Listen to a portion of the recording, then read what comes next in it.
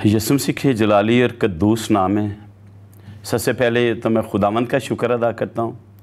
उसके बाद खुदावंद के अजीम सुरमा पास्टर सरफराज विलियम साहब का भी शुक्रगुजार हूँ, जिन्होंने आज मुझे ये मौका दिया कि मैं पैगाम इलाही में खुदावंद के मकाशफात को सीख सकूँ। खुदावंद का शुक्र करता हूँ। मैं गुजरांवाला से हूँ। पास्टर ज़फ़र इकबाल मेरा नाम है। 2005 से मैंने खिदमत का आगाज़ किया है। BTH की डिग्री मेरी गुजरांवाला की है और मैं वैसे मुबशराना खिदमत सर अंजाम दे रहा हूँ। अदना सा बाइबल का खादम हूँ। इससे बाइबल मुक़द्दस में से आज हम सीखते हैं मुक़द्दस लूका की मार्फत लिखी की अंजील, उसका 17 बाब, उसकी 11वीं आयत से 19वीं आयत तक कलाम खुदा की तिलावत को सीखते हैं। मुक़द्दस कलाम इस तरह लिखा है, और ऐसा हुआ कि यरूशलेम को जाते हुए वो सामरिया और गलील के बीच से होकर जा रहा था, और एक गांव में दाखिल होते वक्त 10 कोढ़ी उसको मिले। उन्होंने दूर खड़े होकर बुलंद आवाज से कहा, ऐ यीशु, ऐ साहिब, हम पर रहम कर। उसने देख कर कहा, जाओ अपने ताई काहनों को दिखाओ। और ऐसा हुआ कि वो जाते जाते पाक और साफ हो गए। फिर उनमें से एक ये देखकर कि मैं शिफा पा गया, बुलंद आवाज से खुदा की तमजीद करता हुआ लौटा और मुंह के बल यीशु के पांव पर गिरकर उसका शुक्र करने लगा, और वो सामरी था। यीशु ने जवाब में कहा, क्या 10 पाक साफ ना हुए? फिर वो 9 कहाँ हैं? क्या इस परदेसी के सिवा और ना निकले जो लौट कर खुदा की तमजीद करते? फिर उससे कहा, उठकर चला जा, तेरे ईमान ने तुझे अच्छा किया। खुदावंद के जिंदा कलाम के पढ़े और सुने जाने पे उसकी ख़ास बरकत हो। मुक़द्दस कलाम में से आज देखेंगे मुक़द्दस लूका की मार्फत जो लिखी गई अंजील है, इसके टोटल 24 बाब हैं और 1151 इसकी आयात हैं। हम आज देखेंगे कि कलाम मुक़द्दस में यहाँ पर खुदावंद यीशु मसीह के बारे में जिक्र है कि वो यरूशलेम को जाते हुए सामरिया और गलील के बीच से होकर जा रहा था। तो जब खुदावंद जो जलाल के बादशाह हैं, कौमों उम्मतों के रब हैं, वो जब इस इलाका में आ रहे हैं तो लिखा है कि गांव में दाखिल होते वक्त उसको 10 कोढ़ी मिले। कलाम मुक़द्दस में से देखेंगे कि इतने ज्यादा कोढ़ी कैसे वहां पे जमा हो गए। अकॉर्डिंग टू बाइबल देखते हैं कि आसराइयों से फायदा कोई नहीं है। हम मुक़द्दस कलाम में से देखेंगे कि ये 10 कोढ़ी कैसे वहां पे पहुंचते हैं, कैसे वहां पे इतने कोढ़ी जमा होते हैं। कलाम मुक़द्दस में अहबार की किताब में उसका 13वां बाब देखेंगे, उसकी वर्स 45 और 46 को देखते हैं तो पता चलता है कि ये 10 कोढ़ी उस जगह पे कैसे इतने कोढ़ी जमा हो जाते हैं।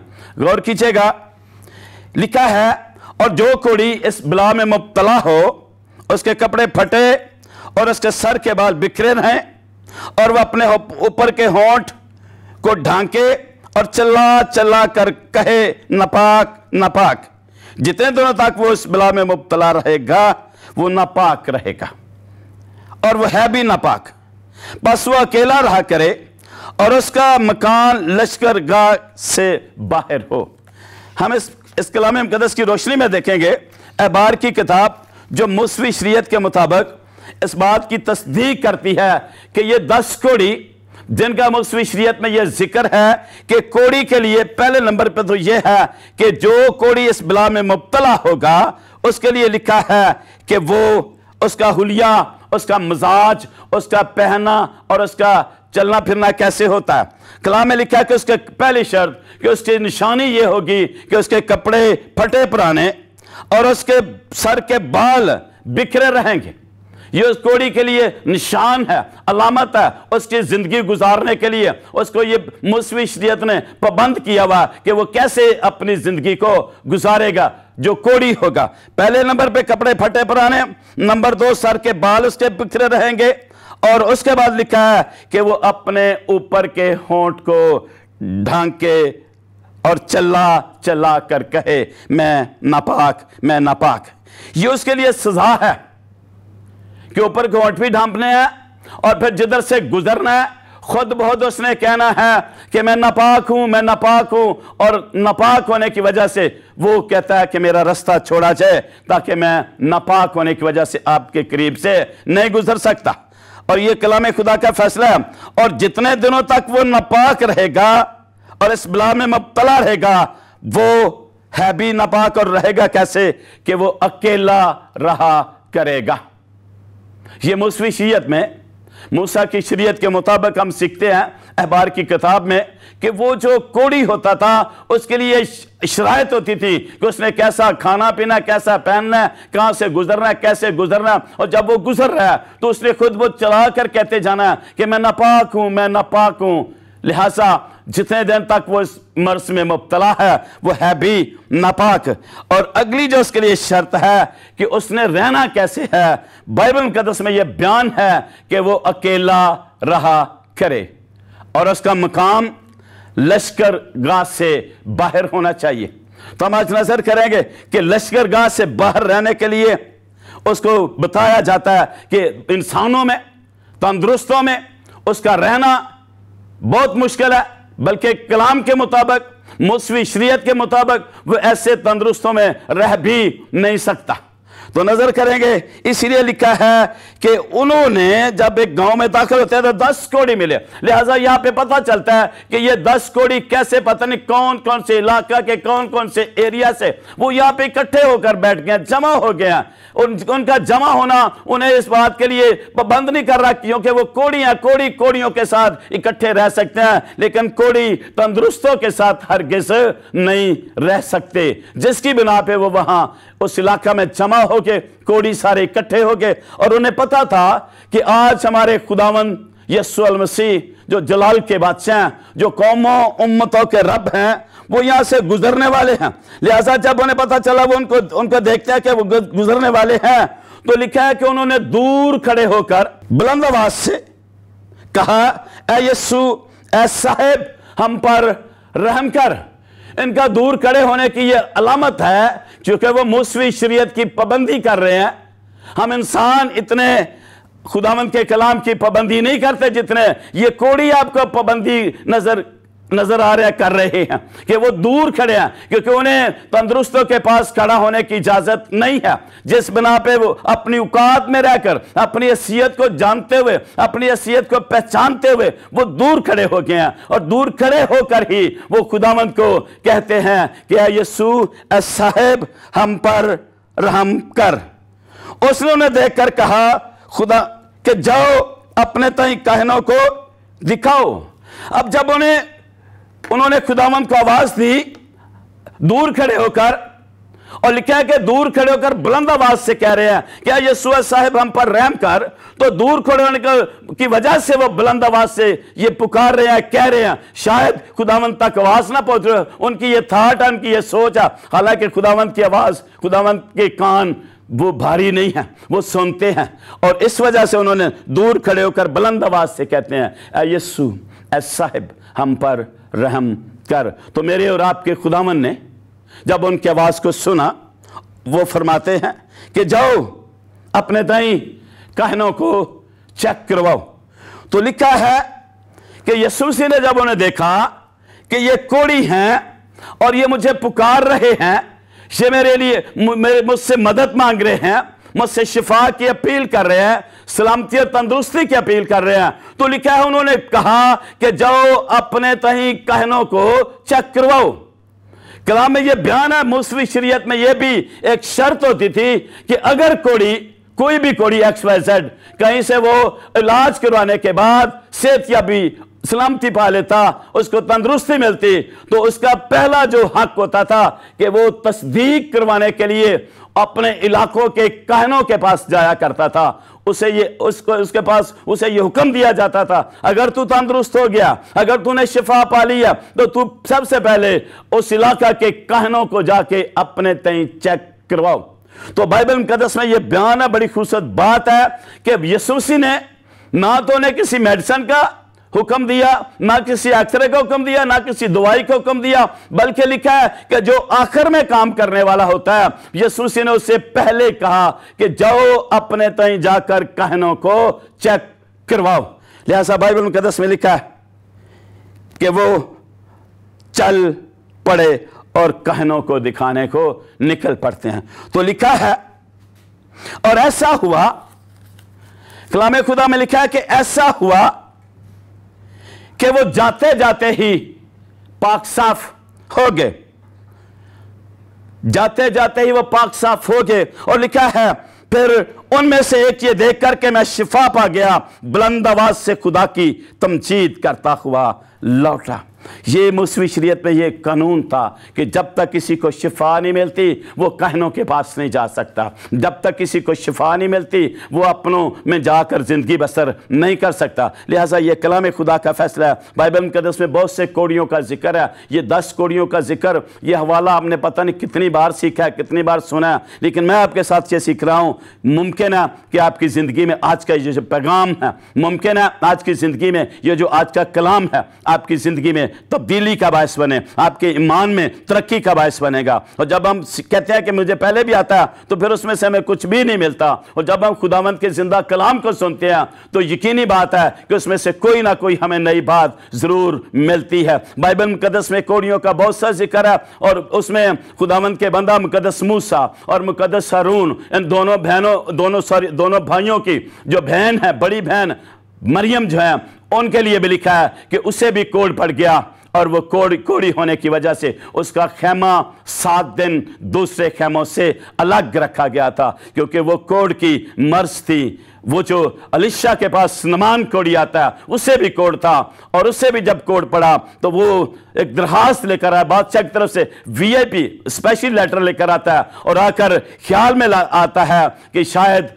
ये अलीशा नबी मेरे बदन पर हाथ मार मार कर मुझे शिफा देंगे। लेकिन बाइबल मुकद्दस में लिखा है अलीशा नबी ने क्या किया, उन्होंने अंदर ही से अपने नौकर को भेजा कि मेरे बाहर दरवाजा पर नमान कोड़ी आ गया है, लिहाजा उसको तू कह दे कि जाकर यर्दन में 7 बार गोता ले तो तू शिफा पाचेगा। ये कोड़ियों के लिए लिखा हुआ। और कोड़ियों के लिए जब खुदा की बंदी मुकद्दस मूसा और हारून की जब बहन मरियम, जब उसको भी शिफा मिलती है तो फिर वो अपनों में आकर रहती है। शिफा के बाद लिखा है कि वो बाकी मांदा जो खेमे थे, जहाँ पे वो उन्होंने खेमे लगाए होते थे, जब उसको शिफा मिली तो उसके साथ तंदुरुस्ती की वजह से उनका फिर खेमे का जो गोल था वो आगे चलता है, आगे निकलता है। तो ये खुदा का पैगाम है, कलाम है। और यहाँ पे भी लिखा गया है कि जब उन्होंने देखा जो 10 कोड़ी हैं कि हम तो ठीक हो गया, शिफा पा गए, और एक ने देखा कि मैं शिफा पा गया, कलाम बयान करता है कि वो बुलंद आवाज से खुदा की तमजीद करता हुआ वापस लौटता है। ये बहुत बड़ी बात है कि जो कोड़ी 10 के 10 हैं, इकट्ठे निकले हैं, इकट्ठे खुदावंद को पुकार रहे हैं, इकट्ठे खुदा को पुकार कर आवाज दे रहे हैं कि ऐ यीशु साहब हम पर रहम कर।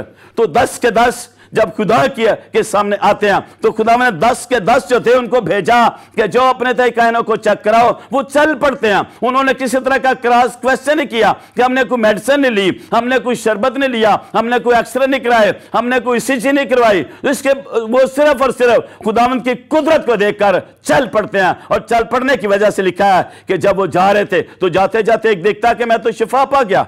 तो कलाम में बयान है कि उसने जब देखा मैं शिफा पा गया और वह बुलंद आवाज से खुदा की तमजीद करता है। आए हम थोड़ी देर के लिए खुदावंद के सुर छोटे से एक ब्रेक लेते हैं, मिलते हैं ब्रेक के बाद।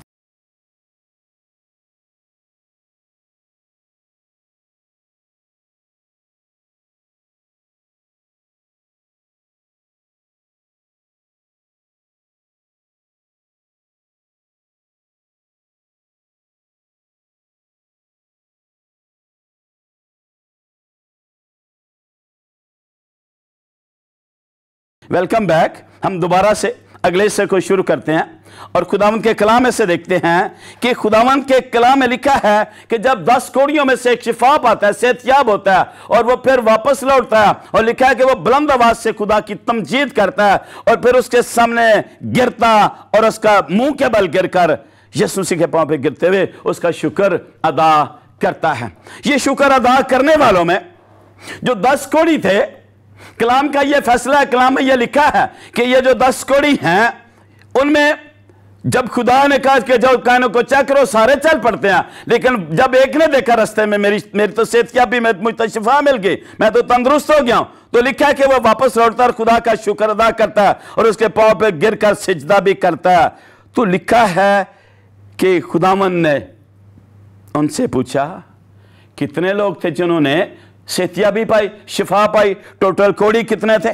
लिखा है कि वो 10 हैं और 10 में से वापस जो लौटते हैं, उनमें वापस लौटने वालों में एक जो लौटता है वो सामरी था, वो सामरी था। बाइबल मुकद्दस में सामरियों के बारे में लिखा है कि सामरियों से यहूदियों का इतना अच्छा लेन देन नहीं था, बल्कि वो तो सामरी कहना भी पसंद नहीं करते थे। लेकिन कलाम मुकद्दस में मेरे और आपके खुदावन जो जलाल के बादशाह हैं, वहाँ पे लिखा है कि वो जब सुखार के कुएं पे बैठे हुए थे, तो वहाँ पर जो एक औरत पानी भरने आती है, और जो पानी भरने आती है तो खुदावन यीशु ने उससे कहा कि मुझे भी पानी पिला दीजिएगा।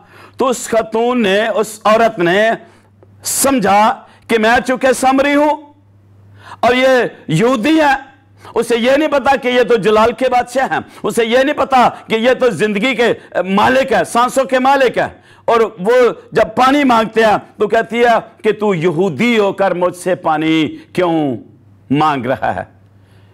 क्योंकि सामरियों को पता था कि यहूदी हमसे नफरत करते हैं, हमको लाइक नहीं करते, हमें पसंद नहीं करते, और जब इसको पता चल जाएगा कि मैं तो सामरी हूं, तो मुमकिन है कि वो पानी ना पिए और उसे गिरा दे नीचे। और जब वो पानी गिरा देगा तो कह रहे हैं कि उस खतून को समझ नहीं आ रही थी कि मैं इसको क्या जवाब दूं। तो लिखा है कि यीशु ने से कहा, जब पानी मांगते वो कहते क्यों तू यहूदी होकर मुझसे पानी मांग रहा है? तो बाइबल मुकद्दस में बयान है कि यीशु ने से कहा कि काश तू मुझसे मांगती, मैं तुझे जिंदगी का पानी देता। तो बाइबल मुकद्दस में ये बात जो है, ये यूहन्ना की इंजील उसके 4 बाब में इसका जिक्र है। जिक्र जो है वो ये है कि उस खतून को जिससे खुदा ने पानी मांगा, पानी मांगते हुए उसने कहा तू यहूदी है, तू पानी पिएगा ही नहीं, तो मुझसे मांगता क्यों है? तो बाइबल में बयान है, खुदा कहते हैं काश के तुझे पता होता कि जो तुझसे पानी मांग रहा है वो कौन है। उन्होंने कहा काश के तू आज मुझसे मांगती तो मैं तो तुझे वो पानी देता जो तेरे अंदर हमेशा की जिंदगी के चश्मे जारी करता। तो उसने फरमाया, कहने लगी कि तू खाली हाथ है, तेरे हाथ में कुछ भी नहीं है, ना कोई डोल है, ना कोई जग है, ना कोई मग है, ना कोई बाल्टी है। पानी जो गहरा कुआं हमारे बाप याकूब का, उसमें से तू पानी निकाल के कैसे पिलाएगा? तो खुदावन के कलाम में लिखा है कि खुदावन ने कहा कि तू कल अपने शोहर को अपने साथ लाना। बाइबल में बयान है उस खातून ने जब ये लफ्ज़ सुने तो कहती है मैंने तो अभी शादी ही नहीं की, मेरी तो अभी शादी ही नहीं हुई। तो कलाम खुदा में लिखा, पाँच तू कर चुके और छठे के पास तो अभी रह रही है, तो अभी भी तू कहती है कि मैंने तो शादी ही नहीं की। तो लिखा है कि ये जो औरत है, जब जिसको खुदा पानी मांगते हो कहते हैं मुझसे मांग, तो फिर लिखा जब उसको पता चला कि ये तो शानों वाले हैं, ये तो जलाली हैं, ये तो कद्दूस हैं, तो मैं उनसे पानी मैं उनको पानी देती, कैसे देती? तो बयान किया जाता है कि बाप का जब उसको पता चल गया, हकीकत का पता चला, जलाली खुदा की शनाख्त उसको हो जाती है, तो बताया जाता है कि फिर उसने अपना वो जग, वो बाल्टी, वो डिब्बा, वो डोल जो पानी के लिए आई थी भरने के लिए, वो सारे के सारे वो वहीं छोड़ती है और गाँव की तरफ भागती है और गांव की तरफ जाकर शोर मचाती है कि इधर आए, फलां फलां, हर किसी को, हर खतून का नाम लेकर वो बुलाती है, क्या मेरी बात सुनो? तो जब लोगों ने पूछा क्या हुआ, तो कहती है मुझे तो आज ख्रिस्तस मिल गया, निजात दहिंदा, जो मेरे माजी से, कल से और आने वाले कल से, आज से भी वो वाकिफ है, और मैंने आज ख्रिस्तस को पा लिया। और वो भी सामरी थी। बाइबल में सामरियों का बहुत सारा जिक्र है, लेकिन सामरियों में मैंने देखा कि खुदा के कलाम का जब उन पर असर होता है तो वह फिलफौर अपनी सारी हसीयत को भूलकर अपने खुदा के नाम का प्रचार करना शुरू करते हैं और उसके नाम की तमजीद करना वो शुरू करते हैं। और ये सामरी था और बाप ने जब वो सामरी शुक्र अदा करता है, आके गिर कर सिजदा करता है, तो लिखा है कि फिर खुदावन ने उससे सवाल कर दिया कि तुम तो 10 लोग आए थे, 10 कोड़ी थे, मगर आप सिर्फ अकेले मेरे पाक हजूर में मेरा शुक्र अदा करने के लिए आए हो, बाकी जो 9 थे वो किधर चले गए? खुदावन ने उनसे सवाल, वो जो वापस लौटा और मुंह के बल गिर कर खुदा का शुक्र अदा करा। लिखा है कि खुदा ने उससे फिर सवाल कर दिया कि बाकी 9 कहां चले गए? यह बड़ा खूबसूरत सवाल है जो मेरे और आपके खुदावन ने किया। उन्होंने पूछा, और वो हक भी रखते हैं, क्योंकि उन्होंने तो 10 को भेजा था कि जो अपने तय कहनों को चेक करवाओ, मगर वापस आने वालों में सिर्फ एक है, और एक जब आता है तो खुदा की हजूरी में लिखा कलाम है कि उन्होंने फिर सवाल किया, बाकी 9 कहां हैं? यह सवाल मेरे साथ भी है, और हम जितने यहाँ पे मौजूद हैं हम सबके साथ भी इसका यह सवाल है। वो सबसे सवाल पूछते हैं कि जब खुदा की हजूरी से हमें कोई बरकत मिलती है, हमें कोई रहाई मिलती है, दुखों से गमों से रहाई मिलती है, तो उस वक्त हम उसका शुक्र अदा करना भूल जाते हैं। मुसीबत हो, पशेमानी हो, परेशानी हो, तो हम उसकी तरफ भागते हैं, उसका इंतजार करते हैं, लेकिन जब मुसीबतें चली जाती हैं तो हम उसको भूलना शुरू करते हैं, बल्कि भूल ही जाते हैं। तो नजर कीजिएगा, फिर जब जो भूलते हैं, भूलने वालों में जैसे 10 कोड़ियों में से एक वापस लौटा, बाकी भूल जाते हैं, तो लिखा है कि भूलने वालों से सवाल करता है खुदा कि बाकी 9 कहां हैं? क्योंकि खुदावन ने फरमाया, मैंने तो सबों को शिफा बख्शिया, सबके को नई जिंदगी दिया, सबको नई जिंदगी के साथ साथ उनकी जिंदगी में, उनकी बरकत में इजाफा किया, तो फिर बाकी 9 कहां चले गए? सवाल है मुझसे और आप सबों से, लेकिन जवाब क्या है कि हम आज उसको गहराई में देखेंगे, आज उसको गहराई पे देखते हुए गौर करेंगे अपनी जिंदगियों पे कि हम में से ही कोई ना कोई ऐसा हो सकता है जो 9 लोगों में से निकल आएगा। क्योंकि हमारी जिंदगी में भी ऐसे ही होता है, जब हम किसी मुश्किल में, जब हम किसी पशेमानी और परेशानी में होते हैं, तो उस वक्त हम खुदा की तरफ नजर करते हैं, खुदा को ढूंढना शुरू करते हैं, खुदा को पुकारना शुरू करते हैं। लेकिन जब हमारी पुकार के जवाब में जब हमें वो बहाल कर देता है, जब हमें वो रिहाई देता है, जब हमारे बंधन टूटते हैं, बेड़ियां टूटती हैं, बीमारियां हमें छोड़ती हैं, उस वक्त हम खुदा को बीमारियों के शिफा पाने के फौरन बाद हम उसकी कुदरत को भूलना शुरू करते हैं। लेकिन हक ये है, कलाम का फैसला है कि जब हम कभी शिफा मिलती है तो हम कहते हैं हम ऐसा करेंगे, हम कहते हैं हम खुदा के ज़ूर जाएंगे, हम कहते हैं हम खुदा का शुक्र अदा करेंगे, हम कहते हैं हम खुदा के सामने जाके उसको सिजदा करेंगे जैसे सामरी ने किया। और लेकिन जब हम शिफा पा जाते हैं तो हम फिर सारी बातों को भूलना शुरू करते हैं। लेकिन अगर हम ऐसा करते हैं तो इसका मतलब है कि हम सिर्फ शिफा के मुतलाशी हैं, शिफा मिल गई तो हमें शाफी की जरूरत नहीं रहती। मैं आपसे आज गुजारिश करूंगा, बल्कि रिक्वेस्ट करता हूं कि हम जितने इस मैसेज को सुन रहे हैं, जितने इस कलाम को सुन रहे हैं, हम अपनी अपनी ज़िंदगियों पर आज गौर करें कि क्या उन 10 कोड़ियों में से जो 9 अपनी अपनी ज़िंदगियों में खो गए, दुनिया की रंगीनियों में खो गए, दुनिया के इलाकों में, दुनिया के वो जो रश है उसमें गुम हो गए, तो क्या खुदा उनको दोबारा माफ़ करेगा? हम आज इस बात का ख्याल करेंगे। जब खुदा हमें आज़ाद करता है तो वो हक रखता है कि हम कम से कम उसे थैंक यू ज़रूर कहना चाहिए हमें। और बाइबल का खुदा कहता है कि अगर हम मुसीबतों में उसे पुकारते हैं, याद करते हैं, और कभी कभी तो हम मन्नत भी मान लेते हैं, कभी कभी तो हम कहते हैं खुदा हमारी मुश्किलों को आसान कर, तो हम तेरे लिए यह करेंगे। तो नज़र करते हैं, अगर हम ऐसा करते हैं कि मन्नत को मान लेते हैं और उसके सामने जब शिफा मिल जाती है तो फिर हम उसको भूलना शुरू करते हैं, तो यह कलाम का फैसला है। वाज की किताब में भी लिखा है कि जब कभी तू मन्नत माने तो उसका अदा करने में देर ना कर। और इसी तरह इस्तिस्ना की किताब पे भी गौर करेंगे, उसका चैप्टर 23 है, वर्स 21 है, वहां पे भी लिखा है कि जब तू मन्नत माने तो उसके अदा करने में देर ना कर। लिखा है अदा करने में देर ना कर।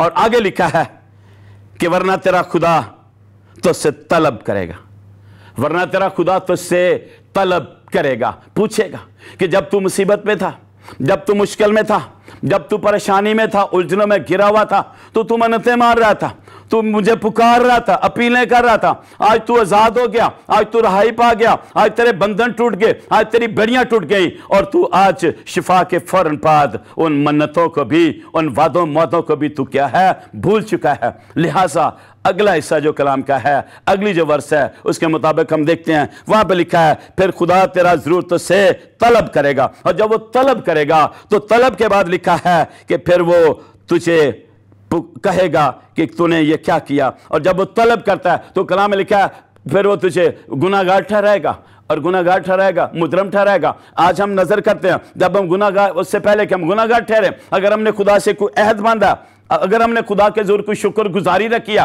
तो उसको अदा करने में देर ना करें। खुदावंद के कलाम में लिखा है, पैदाइश की किताब में, खुदा का बंदा मुकद्दस जो याकूब है, जब अपने बाप के घर से भागता है, जंगल में रात गुजारता है, अकेला है, अकेला रहने की वजह से रात भर खुदा ने उसकी प्रोटेक्शन की, रात भर खुदा उसके साथ रहते हैं, जंगल बियाबान में सिरहाने पत्थर धरा हुआ और सो गया, और फिर खुदा ने उसको एक सीढ़ी दिखाते हैं, सीढ़ी पे क्या है, फरिश्ते आ रहे हैं, जा रहे हैं, आ रहे हैं, जा रहे हैं, और एक सिरा जमीन पर और दूसरा सिरा आसमान को छू रहा है, और आसमान को जो सिरा छू रहा है उस पर कदर मुतले बैठे हुए हैं, खुदा कदर बैठे हुए हैं, और वो कह रहे हैं कि तू जिस जमीन पे लेटा तुझे दे दूंगा। और उसने मन्नत मानी, तू मेरे बाप के घर मुझे सलामती से, खैरियत से वापस लाए, खाने को रोटी, पहनने को कपड़ा देता रहे, तो मैं खुदावन तेरा शुक्र अदा करूंगा और तुझे आकर तेरे या इस जगह पे बैतल तेरा घर बना दूंगा। और फिर वो कहता है कि मैं तुझे अपनी जो मेरी मिरास है, मेरे पास जो दौलत है,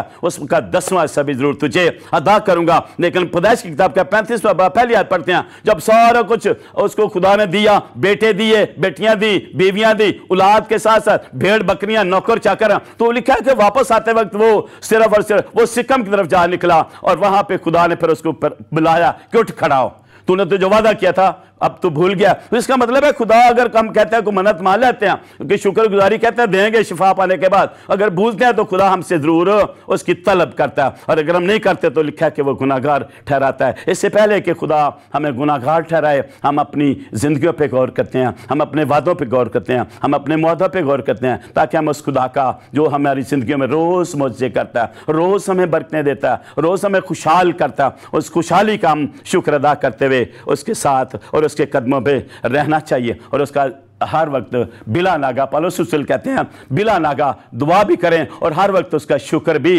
अदा करते रहें। ये हमारे लिए आज का पैगाम है कि 10 कोड़ियों में से एक वापस आता है। हम भी उन 9 कोड़ियों की तरह ना हों कि शिफा पा चुके हैं लेकिन बहाली के बाद हम खुदावंद को भूल जाते हैं। ऐसा ना हो, हम भूलें और खुदा हमें फिर तलब करे, खुदा हमें अपने पाक हुजूर में हाजिर करे। तो इस बात के लिए हम गौर करेंगे कि कलाम का ये फैसला है कि जब हम उसके साथ लिपटे रहते हैं, ज़बूर 2 की 11 में भी लिखा है कि बेटे से लिपटे रहें और उससे चूमो कि ऐसा ना हो कि वो गजब में है, कहर में है और तुम्हें रास्ते में हलाक कर दे। मौका है, वक्त है, कलाम का फैसला है कि हम उसकी बातों को, हम उसके कलाम को अपनी ज़िंदगी में जगह दें ताकि हमारी ज़िंदगियों में और ज़्यादा रौनकें आती रहें और बढ़ती रहें। सो जिंदा खुदा आज के इस पैगाम और कलाम के वसीला से हम सबों को बरकत दे। आए हम आंखें बंद करेंगे। लश्करों के खुदा, मैं तेरा खादम इस बात के लिए दिल से शुक्र करता हूँ कि गवाही चैनल के सारे खुदा पाकदा जितने भी तूने वर्कर्स रखे हुए हैं, मेरे खुदा कैमरामैन है, खुदा के सुरमे हैं, खुदा के खादमीन हैं, मैं उनके लिए और खुदा बाप इन सारी खुदा बाप इस जमात के लिए तेरा शुक्र करता हूँ और मिन्नत करता हूँ आज का पैगाम हम सबों की ज़िंदगी में बायसे बरकत हो। हमारी ज़िंदगी में आज का कलाम इनकलाब पैदा करे और हम शादमानी के साथ खुदावन